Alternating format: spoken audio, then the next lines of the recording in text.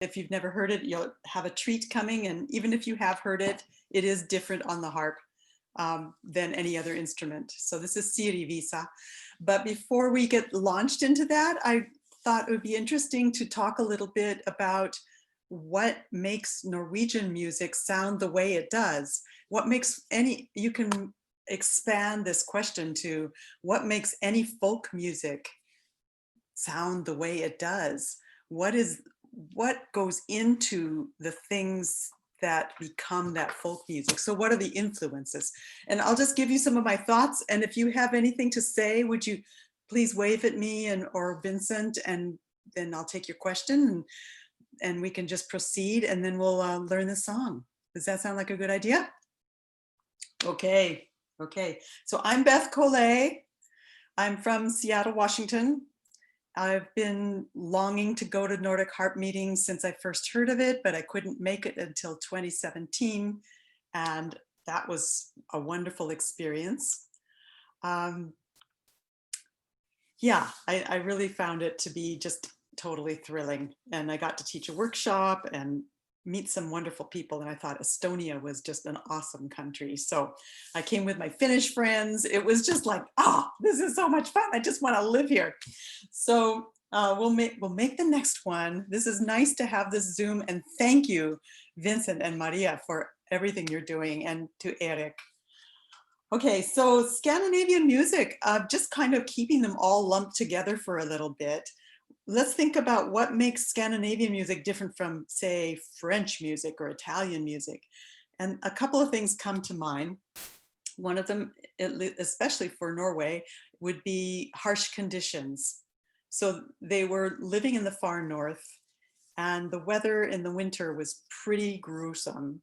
And so you wonder, how did they get around in all the snow? How did they get around with all the mountains? How did they get around with fjords in between the villages? Well, what happened, of course, is that people were quite self-sufficient. A little less self-sufficient, I would imagine, in Sweden, because the terrain is not so difficult. The weather can be equally harsh, and the same in Finland. Denmark is a little further south, and it's very flat, so they would not have the traveling issues that Norway had. But so in Norway, which I know more about than other countries up there, in Norway, they would have had a natural set of reasons for isolation of each village. And so each village would just grow its own traditions. And you can see this in so many layers of society. You can see it that their costumes are different, their traditional costumes when they're wearing them, that their speech is different. They have dialects. In Norway, there's at least 350 documented dialects in a country of only about 5 million. So that's an amazingly high number of dialects. That's almost like China. The dialects are so different from each other that at some point, in some places, Norwegians can't understand each other in Norwegian, and they have to go over to English or Bokmål, the Oslo dialect. So how many of you knew that? Yeah, that's kind of an amazing thought, that you can't speak with each other with your own language because the dialects are so opposite. So now take that and put that into music. And now you have music that's being passed from one person to another. Well, yeah, a little chat here from Katrina. Yes, I have been in outer Trondheim. I forget the name of the peninsula. And the person next to me was from Hardanger. And I asked him, do you understand what they're saying? Forstår du hva de sier? And he said, ikke eit ord, not one word. So that was an example where the dialects are so far out. That was a very country dialect. So that could be, it was an unusual circumstance, but I've run into this more than once. Anyway, back to music. So now you've got fiddlers, and fiddlers are in their little village and they're playing with each other, and they're learning music from one generation to the next, and it's passing down without a lot of influence from the outside. maybe a bit as they go to different towns to shop or see relatives or whatever, but they're not, travel was so much more difficult than it is for people in the other countries, that their musical dialects grew up by themselves. So that is really interesting. If you go to the West Coast, people play fiddle in a different mode than what they play in the east part of Norway. In the east part of Norway is more tuneful, more what you would expect to find on the continent. There was more travel up from the south through Gudbrandsdalen and that area, which was not as hilly until you get to the north, not as scary traveling. So it was easier to get influences, but on the West Coast, it was very rugged and inlets and fjords and mountains and blah. I mean, up until the 60s, people in Førde on Sunnfjord were using their boats to get to the store for shopping. They had to use their boats. There were no roads there in the 1960s. So that gives you an idea. So the fiddlers on the West Coast have more of a motif method of playing. They play a little motif, da da da dee dee dee dee dee, something like that, and then they do it again, and they do it until it feels done, and then they move to another motif. So that's very different from playing a melody from the beginning of the melody to the end of the melody. So I find this all very fascinating. So another influence was the Black Plague. The Black Plague emptied out entire villages. That was in the 1300s, but that kind of made the population drop drastically in Norway. So now you have fewer people, harder to get around, harder to have contact with more people. And that really isolated a lot of people, dialects, music, dancing, costumes, everything was affected. Just think about that. But one thing that was interesting that I've been studying is the things that did come into the country. When the Hanseatic League came into being, which was the trade routes all along Northern Europe and the North Sea and into the Baltics and up the coast of Norway, they brought a lot of goods and ideas and ways of being and clothing, fabrics, all sorts of new things came from Europe and all the way from in the Middle East even, because the trade routes were so well traveled and they had a really good set of contacts. And that came in. And so that started to influence what people put on their costumes, the music that they started playing. And one of the things that came up was the Middle Eastern mode called Hijaz. Has everybody heard of Hijaz before? Nod, shake your head. Okay, I'm not getting any response, but that's okay. Hijaz is the one that sounds very much like a belly dancing mode.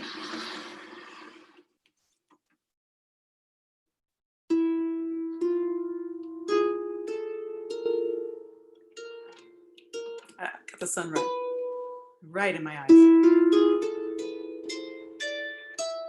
That's Hijaz. So those are too close to get, awfully close together. There's a half a step apart, and then this is an augmented second away from this other one. You can just hear a belly dance.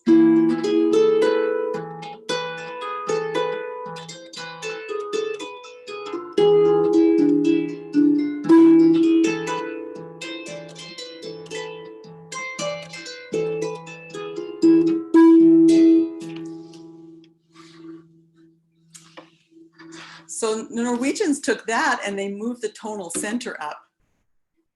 So the tonal center on this was E. And if you move it up to A,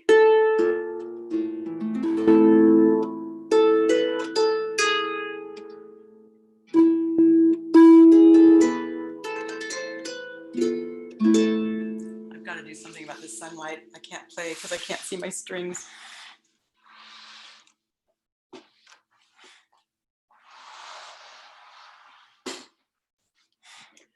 Okay, so now you're playing an A and you've got that beautiful G sharp. So when you play it that way,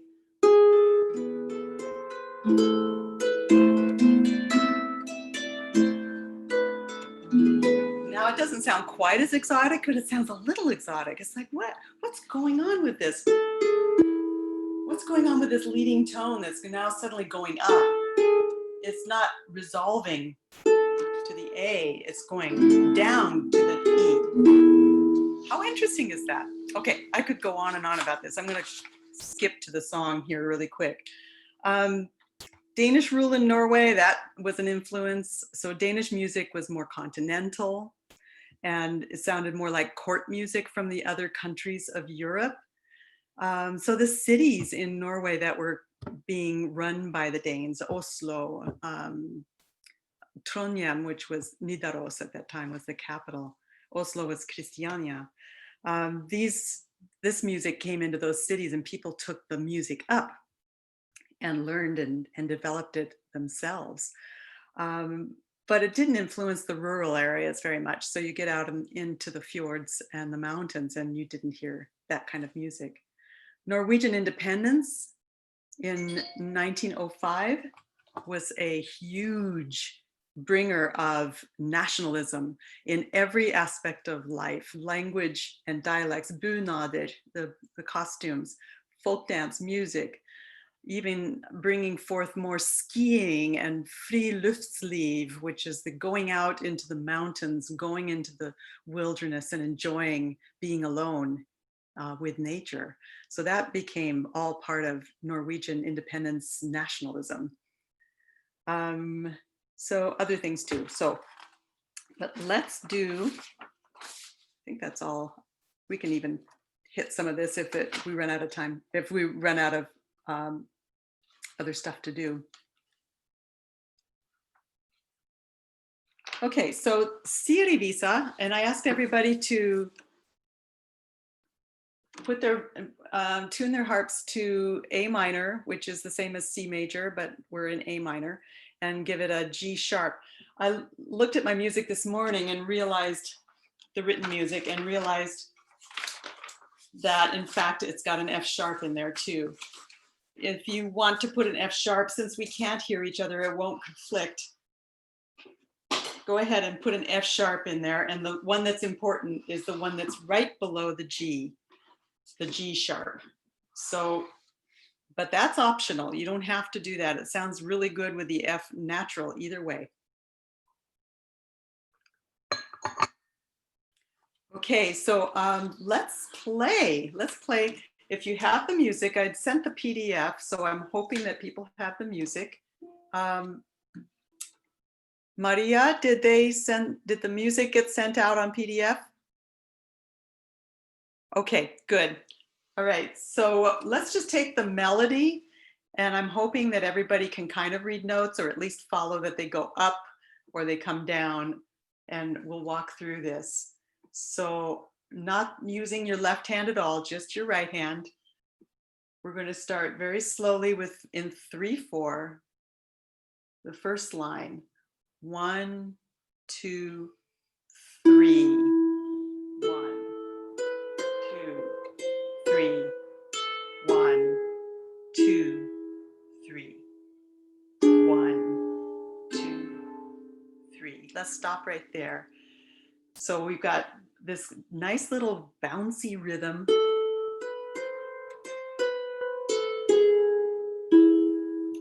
And it's written as a dotted 8th plus a 16th, but you can just kind of soften that a little bit, and instead make it more like triplets, which is closer to what you'll sing and dance if you ever do this song dance. This is a song dance. You dance it in a ring.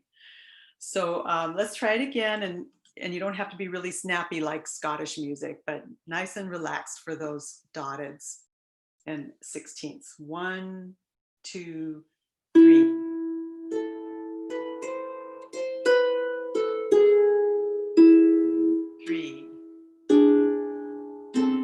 Just repeat that. 3.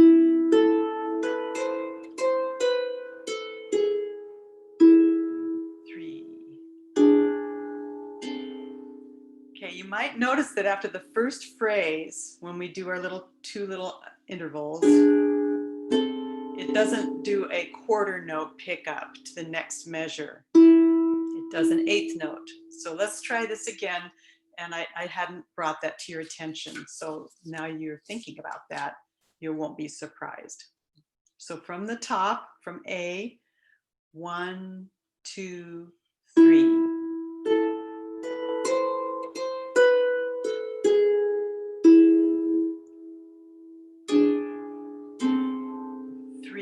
And 1.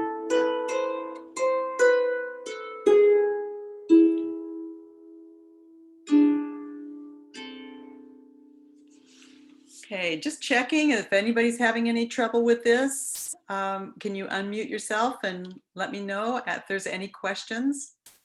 I can't see all the people that are part of this group. I don't see anybody having, oh, hi, Sue. Old friend from Harp days.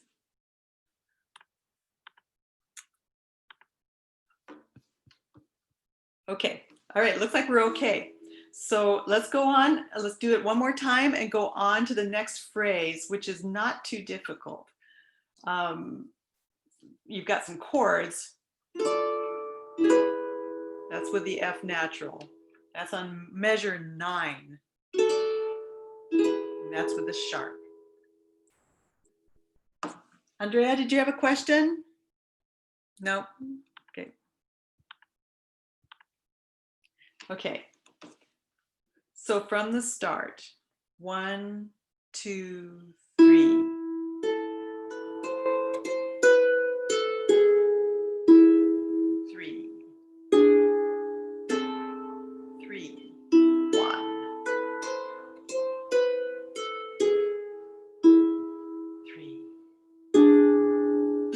Going and 1 and 2, 3.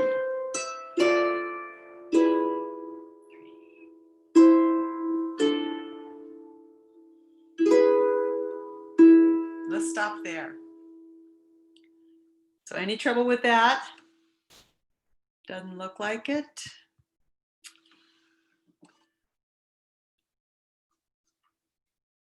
Okay, let's take it from B, from the pickup to B.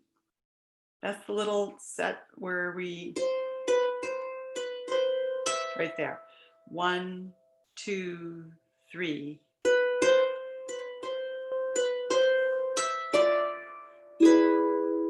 3, 3. Okay. And then to continue, let's try it right there. 1, that's measure, pick up to measure 12, right there. And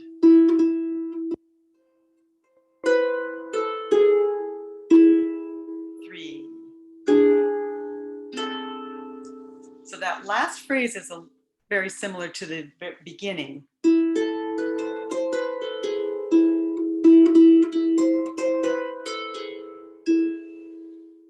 This is the most beautiful melody, really, when you think about it. I didn't even tell you anything about this, so let me just really quickly mention what I printed out very carefully and left somewhere. Here it is. Yeah, the lyrics and the melody are after the style of a teacher named Holger Barkve, and he lived from 1897 to 1963. He published the dance steps and the song, but it actually predates that. This is a song from Rogaland on the west coast near Stavanger. Well, Stavanger is in Rogaland. And the earliest they found it printed or published were the lyrics that were printed in 1935 in a book called Sanger og viser fra Rogaland, songs and songs, Sanger og viser fra Rogaland, songs from Rogaland. So this is 3 verses, and it's normally done as a song dance. It's a love song. So the words "Eg fick I hug å gå till Siri och frätta om hon ville bli mi. Men då jag kom på himla leita. Jag stod we sing forundra, but this one says jag stod forskodla där och sveita. What I've heard was jag stod forundra där så heite. They're pretty close. Jag fick I hug å gå till Siri. I got it in my thoughts to go to Siri and ask her if she would be mine. Och fretta is a very strange word for to ask, West Coast dialect. Och fretta om hon ville bli be mine. Men då jag kom på himla leita, when I came to the himla means heavens, and the whole thing sounds like, to me, it's a high point to look down from. So when I got to that view overlook, I stood, jag stod, in wonder and kind of ardency, if that's a word. So as he's standing there looking, in the next verse, he sees Siri coming up, and she's so beautiful. He's just overcome. She was stepping so quickly and lightly, as if she were lightning, just coming up the hill. Then the third verse, he says, "Så klar I ögon som I svala," so clear in her eyes as a svala. And svala, I really am not really sure, but I know that's used for a cool place, a place of cool breezes, maybe a dip in the earth, or a balcony where there's cool air coming through. Så fin som solen når hon dala, as fine and beautiful as the sun when it's setting. Så kvit och fin som snö på skogen, as white and fine as snow in the forest. När greini hänger tung och bojan, when the branches hang heavy and bowed. So this is just beautiful love song poetry. It's so gorgeous. Okay, so let's do the whole thing from the start and get that under our right hand, and then we'll put left hand and we'll have a song. Okay, from the beginning, and I'm going to play the bottom part. 1, 2, 3.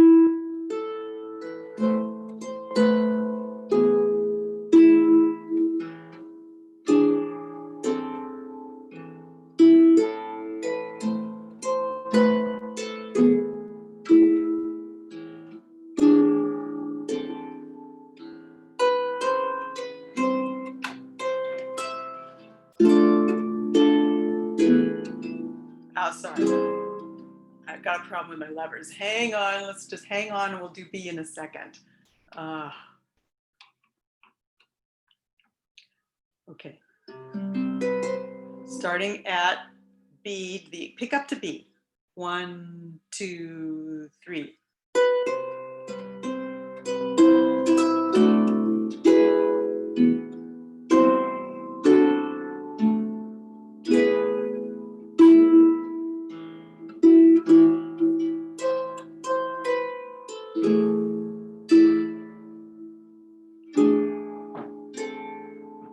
Can we take it from the B again? Because you didn't get to do that too many times. And I'd just like you to have a chance to get that part figured out. From B, pick up. 1, 2, 3.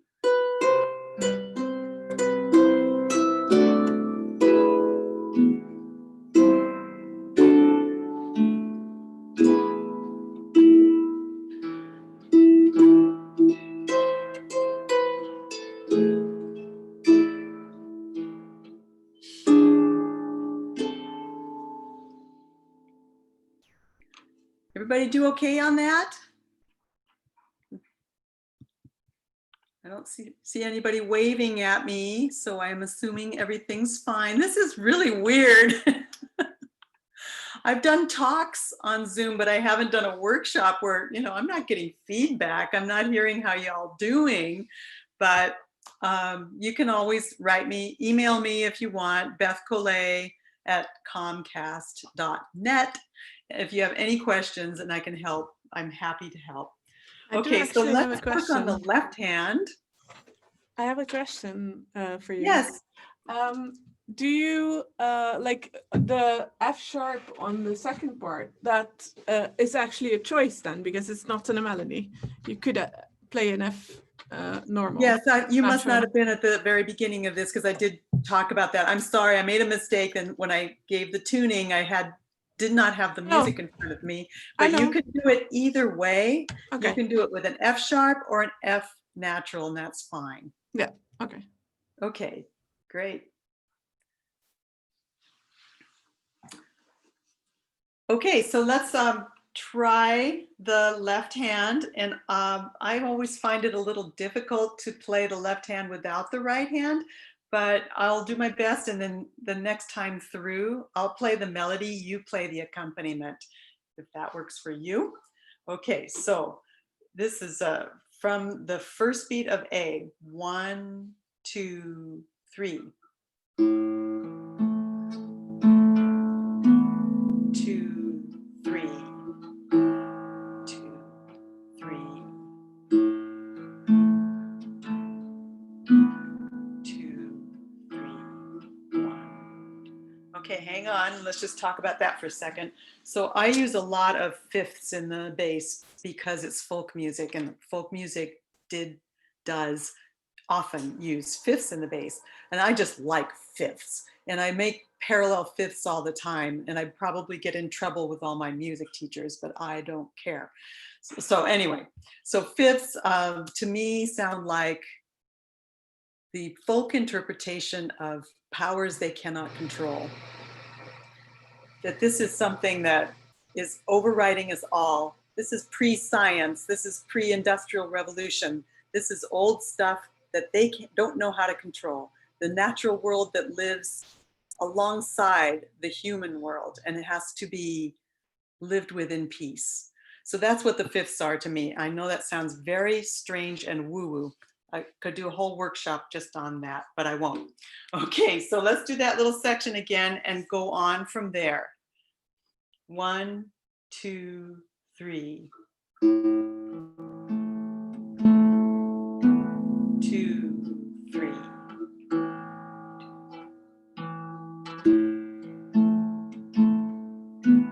2, 3.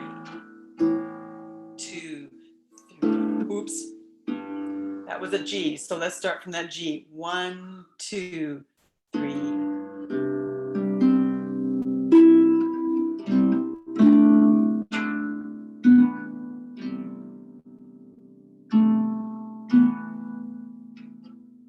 That's a little difficult, so let's do that again. I am really having trouble seeing my strings in this light. I don't know why. Oh, because the lights aren't on. That might make a difference. Let's try that little phrase from the beginning of B, the pickup. 1, 2, 3.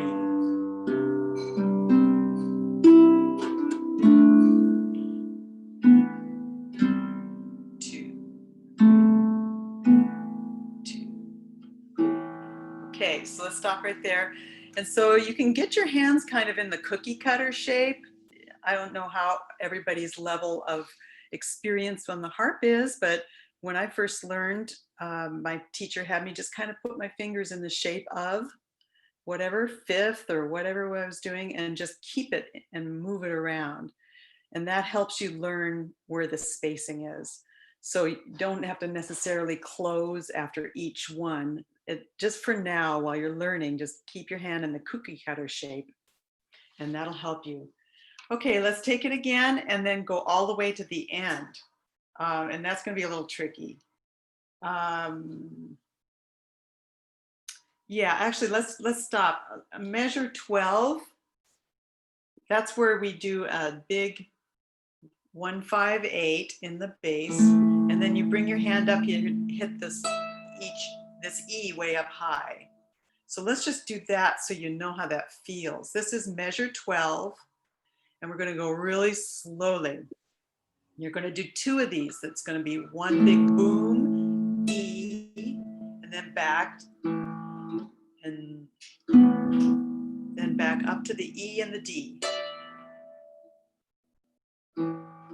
And finish with the A, 1, 5, 8. Okay, let's try that again. We'll do really slowly. So 1, 5, 8, and then an E, back to the same 1, 5, 8. Move your thumb up 1, make a little second, and an A, 1, 5, 8. Let's try that again. 1, 2, 3.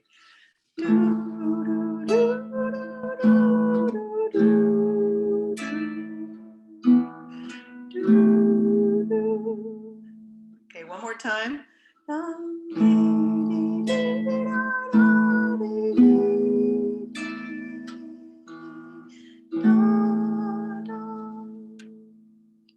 find the melody helps me keep track of where I am. Okay, so starting on the bass and the pickup note to B, which is a G, the B section, so that's measure number 8. We're going to start with the pickup to that. 1, 2, 3, 1, 2, 3, 1, 2, 3, 2, 3, 1, 2, 3, 1, 2.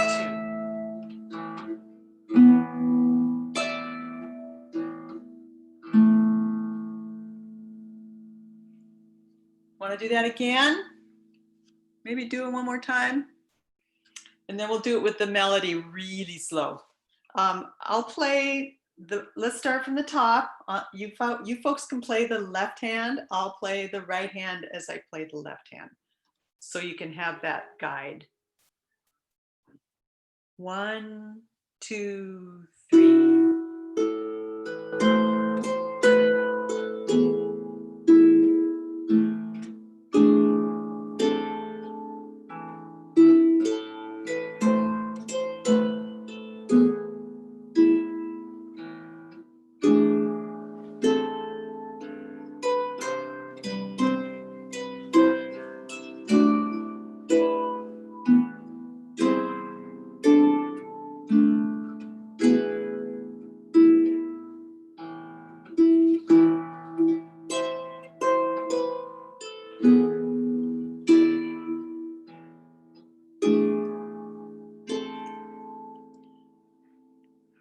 Okay, so that's a little bit of, bouncing back and forth with that B part. But one thing that would help you, if you haven't learned this already, is to look ahead to the string that you're going to aim for when you're making a hop like that.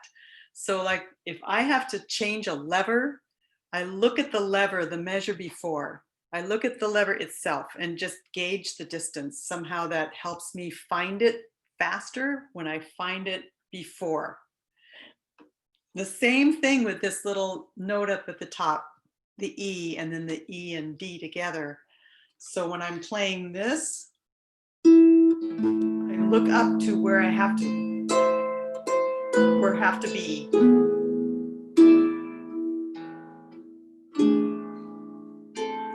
And if you can train yourself to look ahead of time, that really will help you be less anxious about it when it comes. You're not fumbling with your eyes trying to find where it is. Okay, so let's assume that that went okay. I don't hear anybody complaining. Let's try it one more time with the bass, and then we'll try it with both hands and see how that goes. So you do whatever you want to do. If you want to do the melody and the bass, that's fine with me too. I can't hear you anyway, so it's fine. 1, 2, 3.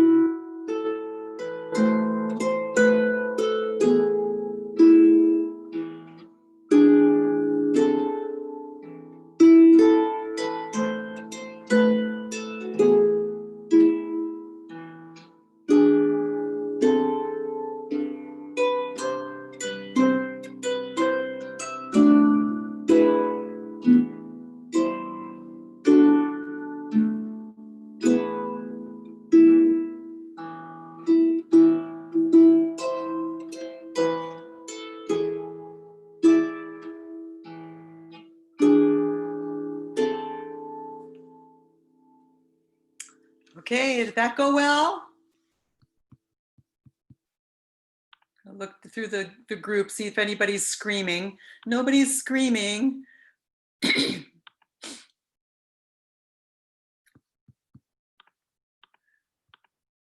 Okay, let's do if you've not done it with the melody, let's do it with the melody this time and see how that goes. We'll take the tempo down just a little bit so you can get your hands coordinated. 1 and 2 and 3 and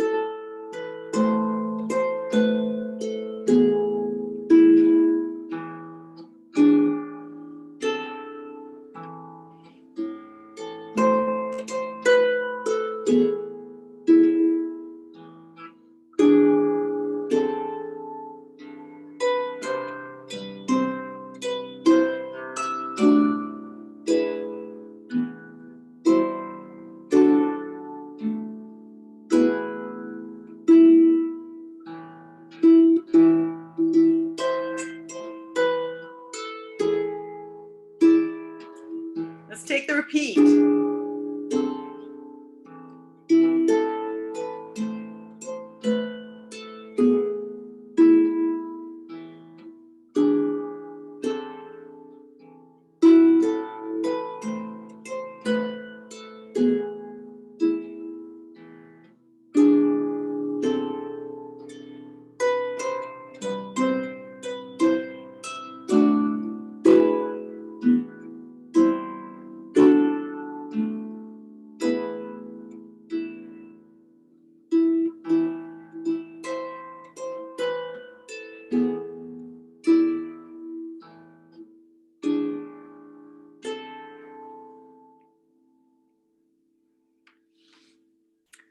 Any problems? Please ask me questions.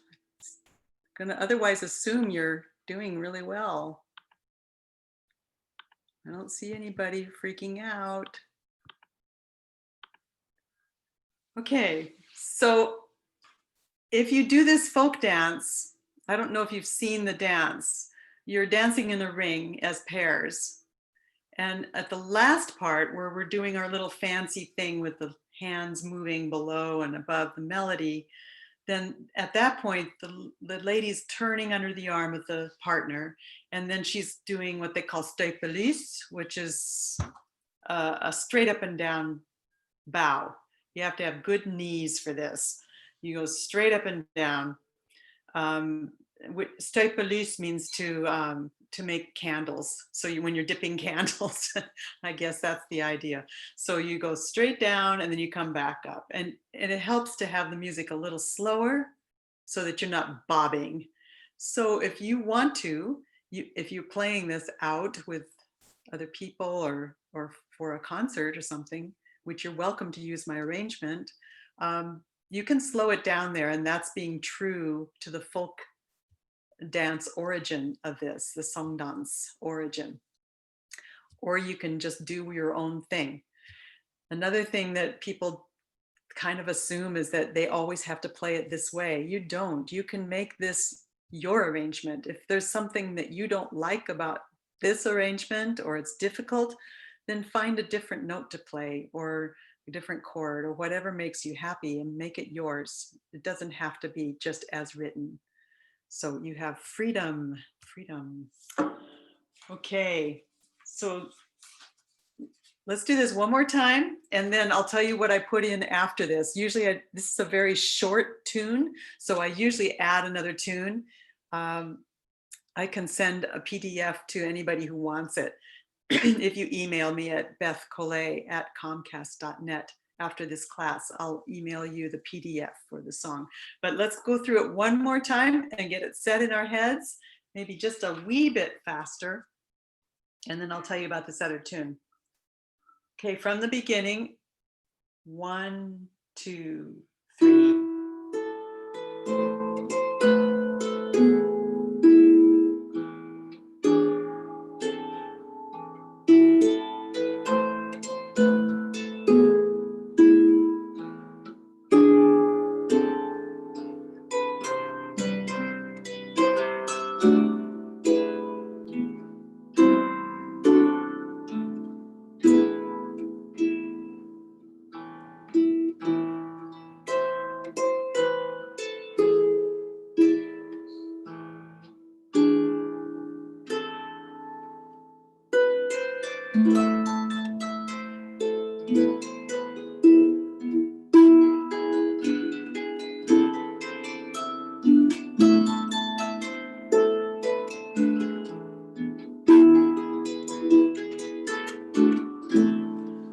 So that's just the beginning of the second song. Anybody recognize that? If you're from Finland, you would recognize it. You don't? Maria doesn't know it. Okay, No, it's called, it's a folk dance. Yeah. And it starts out very slowly. And then at the end of it, you're just going like crazy and everybody laughs. It's called TTT, which in Finnish means chickadee. We call it chickadee. Yeah. Um, Yeah. Well, I only know the Eurovision Song Contest, TPT, but that's quite different. Is that the chicken dance? But I don't know. I don't know my Finnish folk music. I confess. Joku Oh, sotisi okay. tai. I just figured. Do you know Vincent? Like, it sounds like sotisi, but There's a second.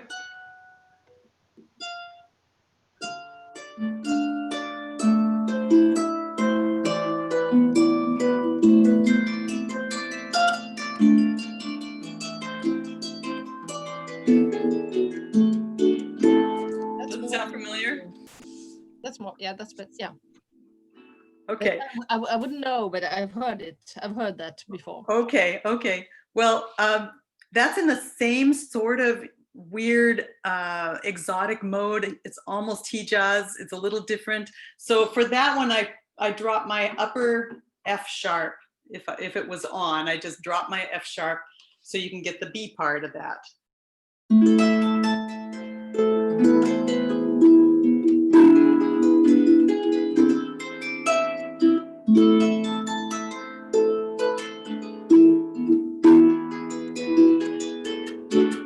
Here's the B part.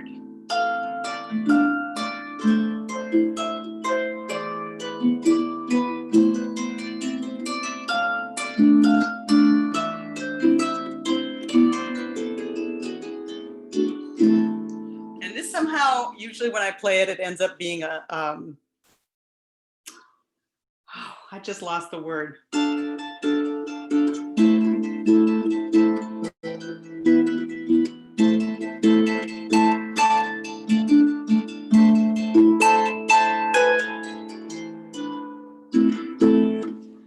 What's that dance? The Brazilian or the Argentinian, tango. Finns love tangos. There's a lot of tangos that come out. Yeah. And they do it on their accordions, which cracks me up. It's so cool. So somewhere halfway through this song, it turns into a tango just automatically under my fingers. So I've got this written out if anybody wants it. And that's my gift to you. So this is a little early. It's about 45 minutes instead of an hour, but is that okay? Take any questions? I can't. We're very hear you. happy with it. Thank you. Okay, Yeah, thank we you. are. Oh, hi, sweetie. Are you in Belgium? Is that where you're from? The Netherlands. Netherlands. Anouk, Logan. Plattenkamp. Yeah. I have a daughter living in Amsterdam. Oh, nice. Yeah. Logan can't hear you though. Maybe you can hear you like this. Hey, Logan. Hello, Logan. Hey, hey. I'm Hi. Beth. Hi. And Maria. Beth, can I ask you a question? Yes. The Yeah. mode that Sirivisa was in, does that mode have a name, or is it a mix between modes? Oh, yeah, we talked about that a little at the beginning, but I'm happy to tell you. My theory is, I'm sort of an independent scholar.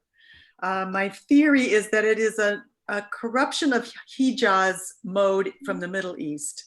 And the Hijaz mode would be with the same tuning. It's the tonal center would be E.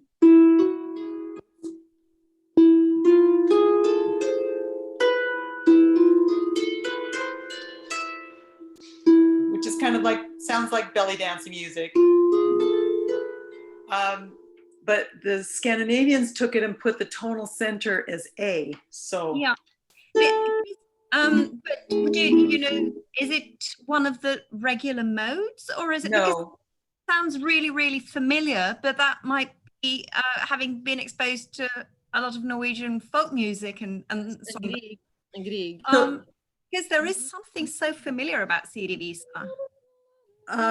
Well, Like a also, lot of Greek music. I'm sorry, was Maria, were you saying something? yes, it's like a Greek Åsesvisa is very.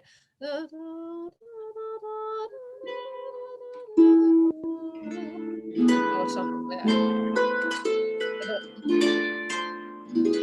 Yes, exactly. Also, this Glade med Cecile also goes almost exactly the same.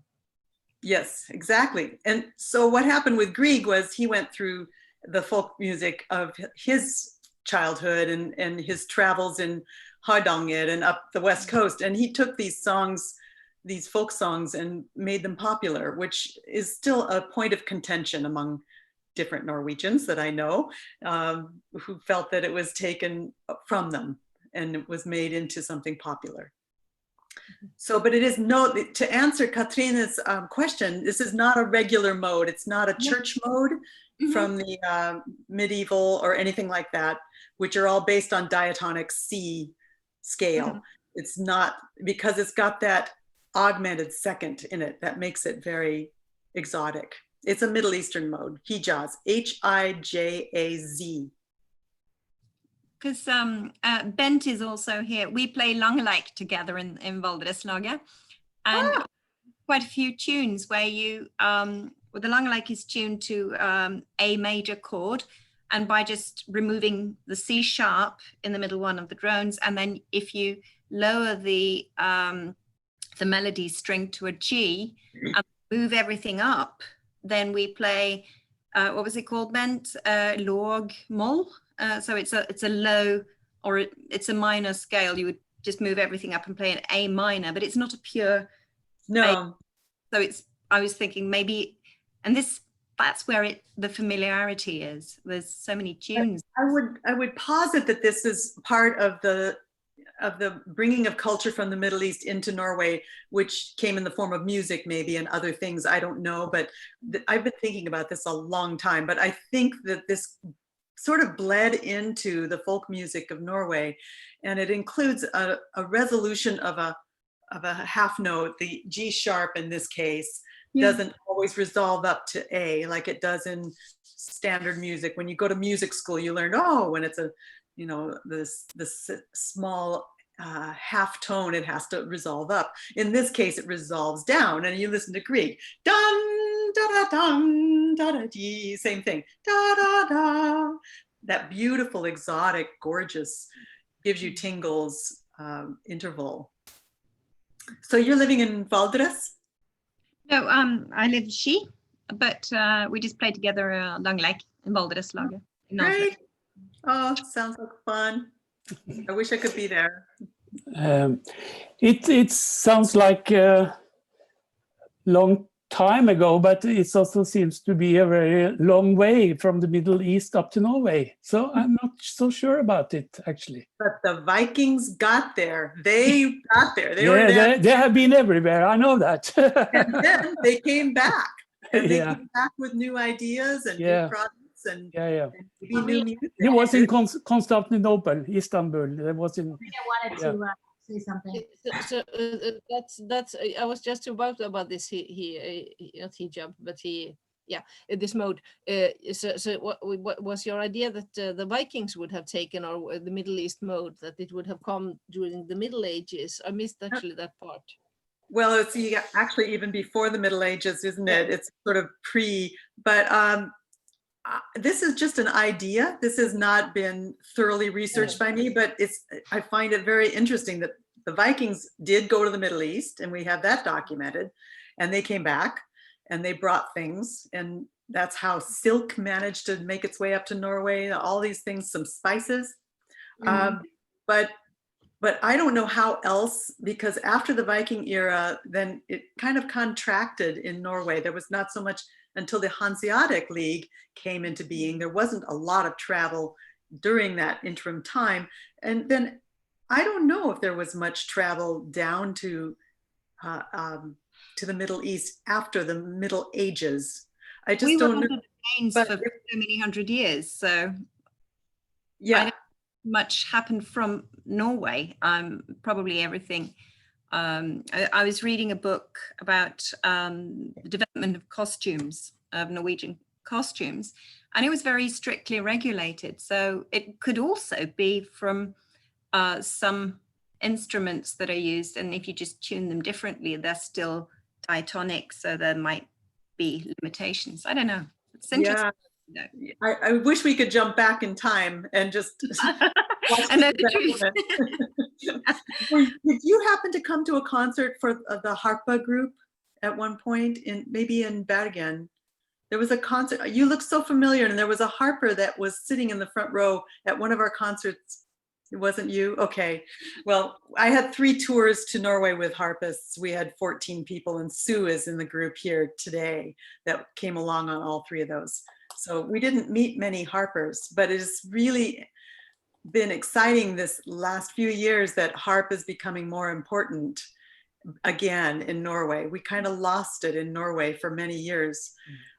But now it looks like there was supposed to be the Harpeforening meeting in Stavanger, and that got canceled from COVID. And there was another thing in Oslo, and that got canceled. But it's encouraging that we will be, when we get back to normal, we will have more harps in Norway. Of course, there's lots in Sweden. Because we are making them at Gjøvik, so I have been making my own. Hey, Bent, where do you live? In Oslo. In Oslo. Yeah. Yeah. Not far from Katrin. Okay. You Maybe learned from Sarah, the guy that builds instruments in Norway. Yes, Stein Villa. He's from Gjøvik and from that area. We are building a lot of instruments. And I I think Mara, what a name that is for what Slav, but Mara has a harp as well.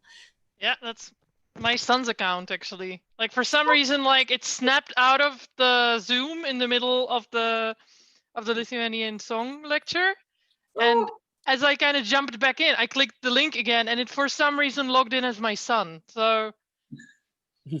Yeah, but hi Beth. Hi, how are you doing? I love sharing knitting with you. So I haven't been knitting. I've been making baby clothes because my daughter's going to have a baby.